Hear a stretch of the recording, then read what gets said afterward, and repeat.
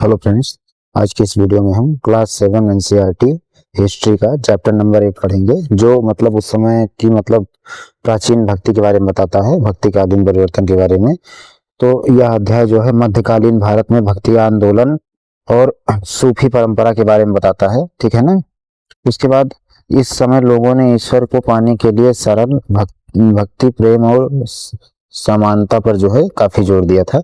इस चीज के बारे में भी ये काफी बताता है चैप्टर।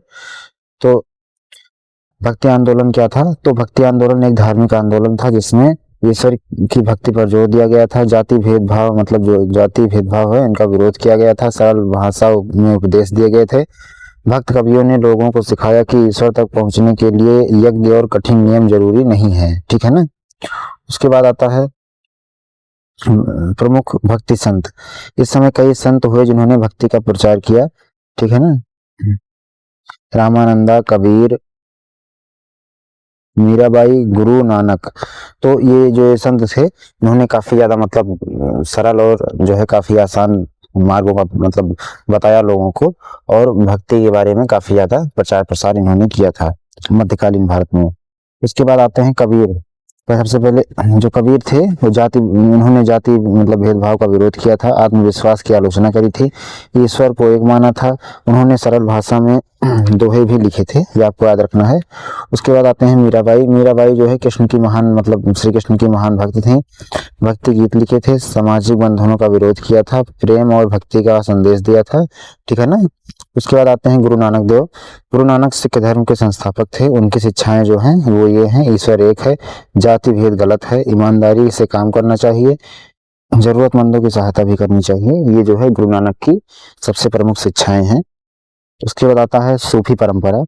सूफी संत इस्लाम के संत थे जो प्रेम और शांति का संदेश देते थे, सरल जीवन जीते थे, लोगों की सेवा करते थे, ठीक है ना। प्रसिद्ध सूफी संत जो हैं कुछ वो कौन कौन से हैं?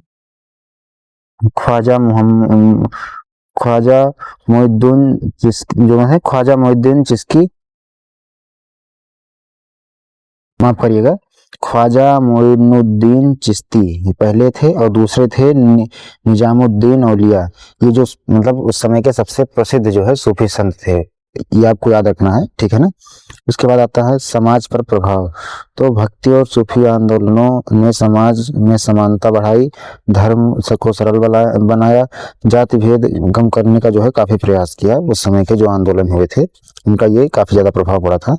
उसके बाद आते हैं परीक्षा के लिए महत्वपूर्ण तथ्य, मतलब जो इस लेसन से परीक्षा के लिए जो बहुत महत्वपूर्ण पॉइंट है आपको याद रखना है। भक्ति आंदोलन, ईश्वर की सरल भक्ति पर मतलब उसमें जोर दिया गया था भक्ति आंदोलन में। कबीर और गुरु नानक देव प्रमुख संत थे उस समय के। सूफी संत प्रेम और शांति का संदेश देते थे। इस आंदोलन में समाज में समानता जो है बढ़ी थी। उसके बाद आते हैं महत्वपूर्ण शब्द। पहला तो भक्ति, संत, सूफी, समानता। इस बात को मतलब आपको इस शब्दों को आपको याद रखना है, इस लेसन के बहुत महत्वपूर्ण शब्द हैं, ठीक है ना। तो आप चाहते हैं कि ऐसे में बड़े से बड़ा लेसन का छोटा से छोटा मतलब समराइज करके वीडियो आपको दूं, मेन पॉइंट हर लेसन का। तो इस चैनल को सब्सक्राइब कर लीजिए, वीडियो को लाइक कर दीजिए। मैं आपको धीरे धीरे जो है सारी एनसीईआरटी जो है कक्षा 6 से लेकर मतलब 12 तक धीरे धीरे सारी एनसीईआरटी में आपको बता दूंगा, ठीक है ना। धन्यवाद।